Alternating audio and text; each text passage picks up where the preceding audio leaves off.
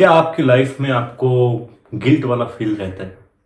May be कोई past में आपके साथ कोई ऐसी चीज़ हुई हो, जिसका आपको गिल्टी फील होता हो, जिसको लेके आपको अच्छा नहीं लगता हो और आप उसकी वजह से डिस्टर्ब रहने लग गए हो, या मे बी आपके रिलेशनशिप इशू में हो सकता है, आपकी फैमिली मेंबर के साथ हो सकता है, किसी यार दोस्त के साथ हो सकता है, या लाइफ की किसी भी चीज़ को लेके, चाहे आपकी प्रोफेशनल लाइफ हो, पर्सनल लाइफ हो, मैरिड लाइफ हो, बच्चों के साथ हो, बच्चों के साथ आप मे बी टाइम स्पेंड करना चाहते हो, आप पेरेंट हो और आपको लगता है कि आपके जो बच्चे हैं, वो आपसे डिस्टेंट पे आ गए हैं, डिस्टेंस मेंटेन करने लग गए हैं, एक गैप आ गया है। तो बहुत बारी ऐसा होता है कि हम उस गिल्ट में जीने लग जाते हैं, हमारे में इतनी हिम्मत नहीं होती, इतने गट्स नहीं होते कि हम उस चीज़ को फेस कर पाएँ या उस पर्सन के साथ शेयर कर पाएँ।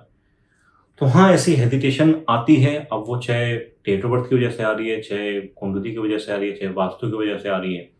रीज़न कुछ भी बन सकता है, जब हमारी लाइफ में चैलेंजेस आने होते हैं या दुःख आना होता है या कोई चीज़ खराब होनी होती है, तो उसका कुछ ना कुछ ज़रिया ज़रूर बनता है, जो मेरी लाइफ से जुड़ा होता है और उसके लिए कोई उपाय नहीं होता है, उसके लिए मुझे प्रैक्टिकली उस चीज़ को फेस करना पड़ता है, डील करना पड़ता है।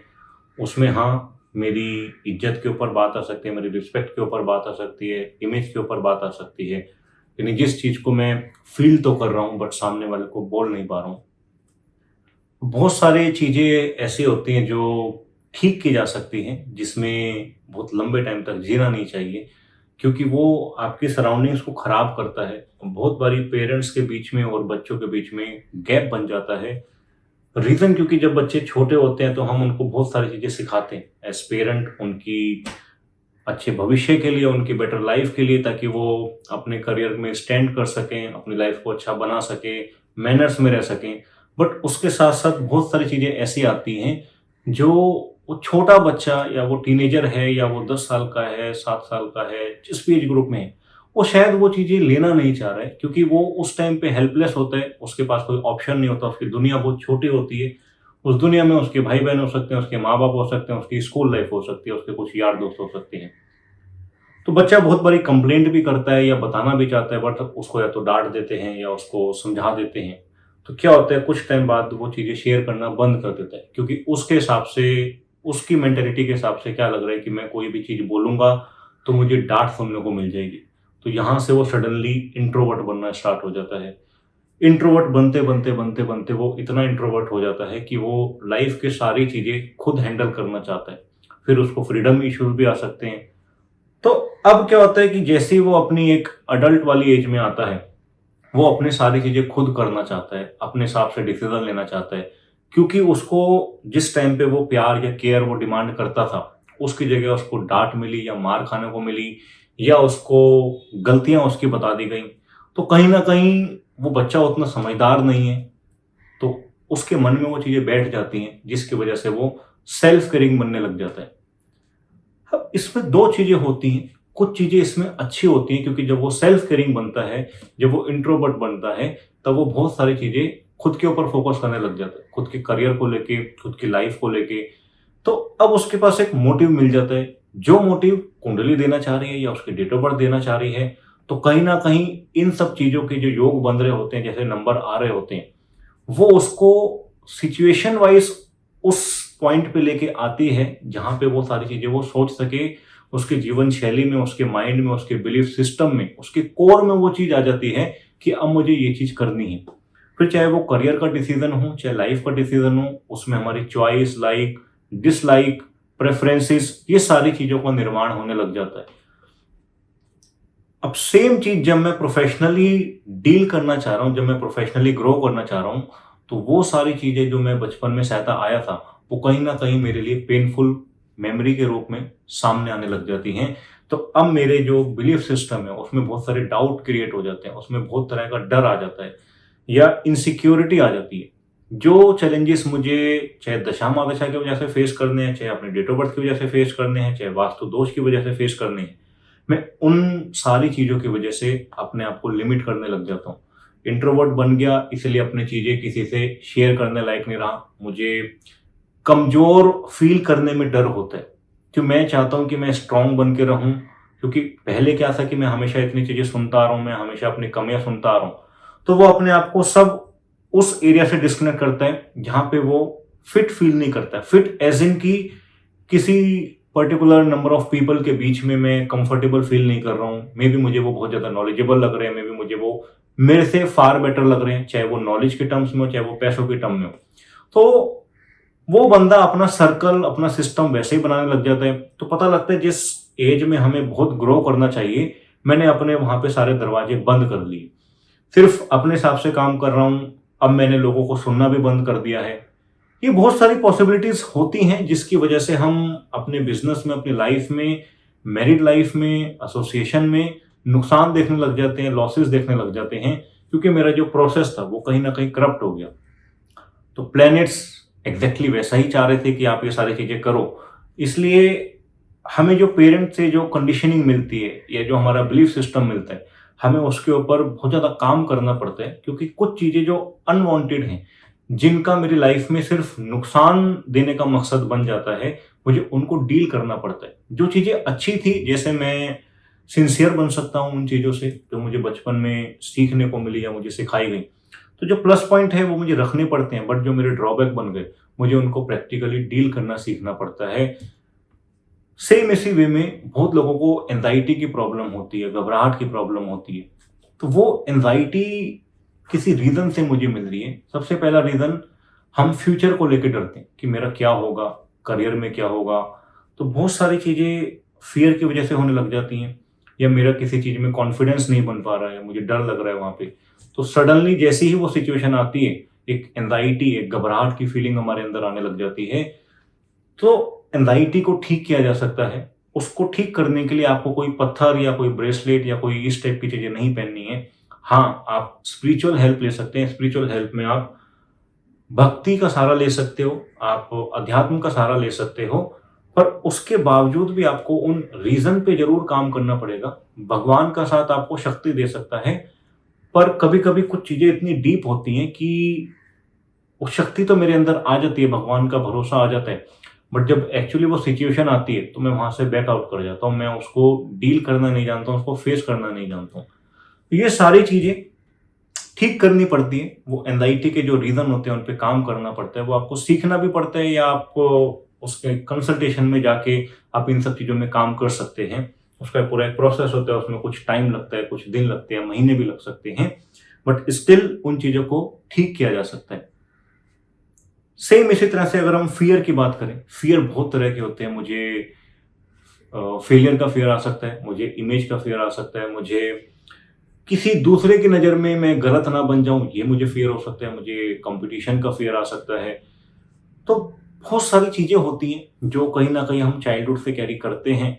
जो भी चीज़ हमारे दिमाग में डाली गई, या मैंने समाज से वो चीज़ें ऑब्जर्व कर ली। मे बी मैं क्लास में बैठा हुआ था और हमारी क्लास में 50 बच्चे थे, तो किसी एक बच्चे ने कोई आंसर बोला और वो गलत था, उसकी पूरी क्लास में मजाक उड़ गया, उसकी खिल्ली उड़ गई। तो अब जो दूसरा बंदा बैठा हुआ था, उसने क्या चीज अपने माइंड में कैरी कर ली कि मैं कोई भी चीज गलत नहीं बोलूंगा, अगर मुझे सही पता होगी तो ही मैं बोलूंगा, नहीं तो नहीं बोलूंगा, क्योंकि उसमें मेरी बेइज्जती होगी। अब जब वो बड़ा होता है, अपने प्रोफेशनल लाइफ में आता है, तो सेम वो जो थॉट था, सेम जो उसकी वो मेमोरी थी, जो उसका बिलीफ सिस्टम बन गया कि कोई चीज मुझे सही पता होगी तो ही मैं उसको अटेम्प्ट करूंगा, नहीं तो नहीं बनूंगा। अब मान लीजिए आपकी डेट ऑफ बर्थ में 4 नंबर आ रहा है, ये आपके लाइफ में प्लस पॉइंट भी बहुत सारे देता है, ड्रॉबैक भी बहुत सारे देता है। प्लस पॉइंट क्या होते हैं? ऐसे लोग टास्क को पूरा करना चाहते हैं, मेहनती होते हैं, ऐसे लोग इन्वेस्ट कर लेते हैं, सेविंग कर लेते हैं, इनका इंटरेस्ट अच्छा होता है, पैसों की वैल्यू को समझते हैं। ड्रॉबैक क्या लगते हैं? लिमिटेशंस। कौन सी लिमिटेशंस? ये अपने आप को कट ऑफ करने लग जाएगा, रिजिड हो जाएगा, अपने एक प्रोसेस में रिजिड हो जाएगा। तो जो सारी प्रॉब्लम्स अभी आपको बताई मैंने, वो कहीं ना कहीं क्या है कि टैकल नहीं कर पाएगा सिचुएशन को, रिस्ट्रिक्शन वाले जोन में आ जाते हैं। यानी कि मैंने अपने आप को बांध लिया, एक सराउंडिंग में मैंने बांध लिया, उसके बाहर मैं ना तो सोच पा रहा हूँ ना मैं कर पा रहा हूँ।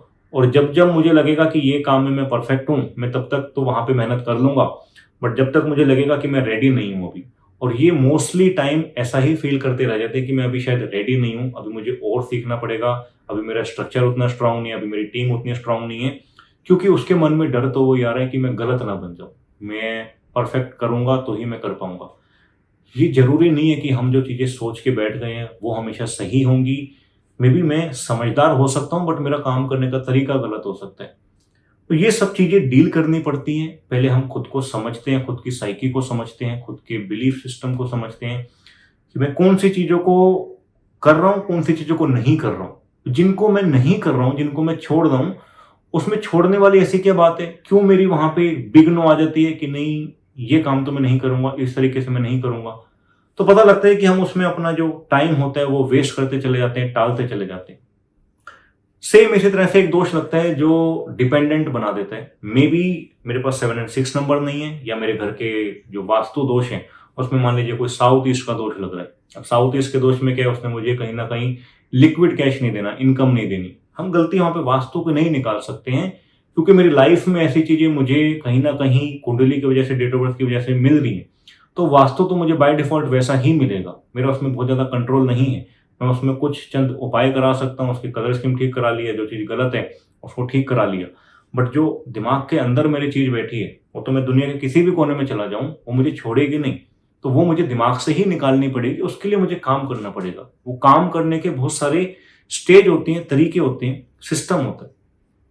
तो डिपेंडेंसी भी एक तरह की एक वीकनेस बन जाती है कि मैं किसी पार्टनर के ऊपर या मैं किसी व्यक्ति विशेष के ऊपर किसी अपॉर्चुनिटी के लिए डिपेंडेंट हो गया कि अब वो जब ये काम करेगा तो मैं काम करूंगा। पता लगता है कि वो बंदा बोल रहा है हाँ अभी स्टार्ट करते हैं, 1 महीना 2 महीना 6 महीने लगा दिए, और खुद से मैं हिम्मत नहीं कर पा रहा हूँ। तो मैंने अपनी लाइफ के वो 6 महीने खराब कर दी। कुंडली उठा के देखते हैं तो वहां पे प्रिडिक्शन क्या रही कि अच्छा ये टाइम तो आपके साथ ठीक नहीं था। रीजन क्या हुआ कि मैं अपनी ही दोष की वजह से, अपनी ही कमी की वजह से वो सारा टाइम खराब कर दिया। तो ये चीजें होती हैं जो अकल्ट साइंस है, वो कभी भी आपको बाहरी दुनिया में जाके नहीं देखना है, उपाय में नहीं देखना है, प्रेडिक्शंस में नहीं देखना है। सिर्फ जो भी चीज है हमारे अंदर है, हमारी पर्सनैलिटी में है, जब हम उसको स्टेप बाय स्टेप डील करने लग जाते हैं तो हमारी सारी चीजें, मैक्सिमम जो चीजें होती हैं जो हमें लाइफ में चाहिए होती हैं, हम एक प्रोग्रेसिव वे पे आ जाते हैं जिससे हम उनको अचीव कर सकते हैं। वो कुछ major combination date of birth के आपके साथ शेयर कर सकता हूँ। जैसे कि आपकी लाइफ में सबसे पहली चीज 7 और 6 नहीं है। मैं इसको पहले आपके प्लस पॉइंट बताता हूँ। सबसे बड़ा प्लस पॉइंट क्या है कि आपकी जो लग्जूरियस डिजायर होती हैं, जो भौतिक सुख सुविधाएं हैं, वहां पे बढ़ोतरी हो सकती है। बढ़ोतरी किस वजह से हो सकती है? क्योंकि वो चीज जो आपके पास मिसिंग है, आपकी बर्निंग डिजायर बन के आपकी लाइफ में आ सकती है। तो आपकी जो थॉट्स हैं, जो आपकी डिजायर हैं, वो रिच हो जाएंगी, बड़ी हो जाएंगी। आप जल्दी से सेटिस्फाई नहीं होगे, जो कि बहुत बड़ा प्लस पॉइंट बनता है, क्योंकि मैं अब और ज्यादा अचीव करना चाहता हूँ। आज मैंने 10 कमा ली तो मैं 50 कमाना चाहता हूँ, 50 पे आ गया तो मैं 100 चाहता हूँ, 100 पे आ गया तो मैं लाख चाहता हूँ। तो उस वजह से क्या होता है कि हम कहीं ना कहीं डिस्टर्बेंस में तो रहते हैं, स्ट्रगल में रहते हैं, क्योंकि हमें काम करने का राइट तरीका नहीं पता लग पाता, उसमें बहुत सारे दोष लग जाते हैं। नॉर्मली ऐसे बंदे 28, 30, 32 की एज तक एक स्लो पेस पे चलते हैं। पैसा हो सकता है वो कमा ले, बट अपनी डिजायर से बहुत पीछे रहेगा। राइट वे में जब काम करते हैं, जब उसको आप ये कह लिए कि वो एक्चुअल में मैच्योर होता है, या एक्चुअल में उसको समझ आती है, जो बहुत सारे काम वो टालता आ रहा था या अटेम्प्ट नहीं करता था, वो 32 के बाद वो चीजें वो करने लग जाते हैं। तो उतना टाइम हमारा खराब ना हो, या मान लीजिए आप इसी एज ग्रुप के हैं 30, 35, 40, और आपको लगता है कि ये सारी चीजें हैं, तो कोई बात नहीं है। हम जो पिछली चीजें खराब कर चुके हैं उनको ठीक किया जा सकता है। कोई एज के जो नुकसान होते हैं अब उसको ओवरकम नहीं कर सकते हैं, बट आने वाले टाइम के लिए बहुत सारी चीजें, प्रोसेस में चेंजेस लाके हम एटलीस्ट अपने आप को बेटर सिचुएशन में ला सकते हैं। जो चीजें खराब होती हैं, जो ड्रॉबैक होते हैं, क्योंकि 7 नंबर नहीं आ रहा है तो ऐसे लोग गोल ओरिएंटेड नहीं हो पाते हैं, नॉलेज में वीक पड़ सकते हैं, विजडम में वीक पड़ सकते हैं, सपोर्ट नहीं मांगेंगे ऐसे लोग। ऐसे लोगों को क्या लगता है कि सपोर्ट मिल जाएगा तो ठीक है, क्योंकि वो कहीं ना कहीं जो उसके गार्ड होते हैं वो सामने आ जाते हैं। गार्ड से मेरा मतलब है कि जो हमारे अंदर की इनसिक्योरिटी होती है वो इतना बड़ा बन जाती है कि हमें वो कभी भी हेल्प मांगने में पुश नहीं करती कि मैं जाऊं और मैं डेली 3-4 लोगों से मैं रेफरेंस मांगूंगी, सर मैं ये काम करता हूं, आप मुझे प्लीज कोई क्लाइंट दीजिए, मुझे आप बिजनेस ऑर्डर दीजिए। वहां पे हमारी ग्रोथ खराब होती है, क्योंकि उसको स्ट्रगल कराना है। तो स्ट्रगल कैसे कराएगा? वो मुझे सारी चीजों पे काम करने से रोकता रहेगा। तो मैं अपनी ही बुद्धि से काम करने में लगा रहूंगा, चाहे वो तरीका सही हो या गलत हो। और एक सच क्या है कि अगर मैं 32-33 साल की एज में भी सक्सेसफुल नहीं हूं, अच्छा पैसा नहीं कमा रहा हूं, तो 99 नहीं 100% दोष मेरे अंदर है। मुझे उसको सीरियसली एक्सेप्ट करना पड़ेगा और उन चीजों पे काम करना पड़ेगा। 6 नंबर मिस होता है, तो ऐसे लोग रिस्पॉन्सिबिलिटी नहीं लेना चाहते। बहुत लोगों को लग सकता है कि नहीं मैं रिस्पॉन्सिबल हूं, मैं रिस्पॉन्सिबिलिटी लेता हूं, बट आप रिस्पॉन्सिबिलिटी जो ले रहे हो वो अपने कंफर्ट के हिसाब से ले रहे हो, ना कि गोल के हिसाब से। अब वो चाहे आपकी मैरिड लाइफ हो, चाहे आपकी फैमिली लाइफ हो, आप सपोर्ट तब कर रहे हो जब आपकी कॉन्शियस अलाउ कर रही है, तब नहीं जब सिचुएशन डिमांड कर रही है। तो ये कुछ चीजें ऐसी होती हैं जो बहुत डीप होती हैं, जिसको समझने में भी टाइम लगता है, जिसको एक्सेप्ट करने में टाइम लगता है, जिसको रियलाइज करने में टाइम लगता है। बट यदि आप अवेयर हो, यदि आप एक्सेप्ट करके चल रहे हो कि आज ये मेरा प्रेजेंट है, मैं यहाँ पे स्टैंड करता हूँ, एक गंदा वर्ड बोलूं तो ये मेरी औकात है, मैं इतना ही हूं, मुझे अननेसेसरी हवा का गुब्बारा नहीं बनना, मुझे झूठी इमेज नहीं बनानी, मुझे अपने आप से झूठ नहीं बोलना कि मैं बड़ा आदमी हूं। आपके थॉट्स, आपके विचार, आपकी इमेजिनेशन बड़ी हो सकती है, बट हो सकते हैं कि आप उतने बड़े ना हो। तो आप काम भी वैसा करने लग जाते हैं जैसा मैं उतना बड़ा आदमी बनने के बाद करना चाहता हूं। तो मैं 100 करोड़ का आदमी बनना चाहता हूं, एक अलग बात है, बट आज मेरे पास क्या 1 करोड़ रुपया भी है, क्या मेरे पास 10 करोड़ रुपये भी हैं, तो मैं बिहेवियर वैसा करने लग जाऊंगा जैसा मेरे पास अभी 100 करोड़ रुपए पता है। बट आपको चीजें चेंज करनी पड़ती, यही सब चीजें आपको कभी भी कोई दोष करने नहीं देता। यदि हम उन चीजों के ऊपर काम कर लेते हैं तो लाइफ में चुटकी बजाते ही हमारी जो ग्रोथ होती है वो एकदम से बढ़ने लग जाती है। तो ऐसी बहुत सारी चीजें हैं, आप जितना साथ में एसोसिएट रहेंगे, सीखते रहेंगे, तो आपके पास सीखने के लिए बहुत सारे ऑप्शंस हैं। आप कोर्सेज या ट्रेनिंग प्रोग्राम ज्वाइन कर सकते हैं, या डायरेक्टली आप कंसल्टेशन ले सकते हैं, क्योंकि खुद सीख के करने में बहुत टाइम लगता है। आप कंसल्टेशन का बेनिफिट ले सकते हैं, बट अपना जो टाइम है उसको यूटिलाइज करना ज़्यादा बेटर है। तो एक तरह की ये सेल्फ इन्वेस्टमेंट है जो आपको आपकी तरक्की की ओर करीब लाती है। आप उल्टा रिलैक्स फील करते हो, आप हैप्पी फील करते हो, क्योंकि आप अंदर से इंसान के रूप में बहुत ज़्यादा खुल जाते हैं। तो जुड़े रहिए, साथ में रहिए, बहुत सारी चीज़ें हैं जो हम डिस्कशन के उससे सीख सकते हैं या फॉलो कर सकते हैं। Thank you very much.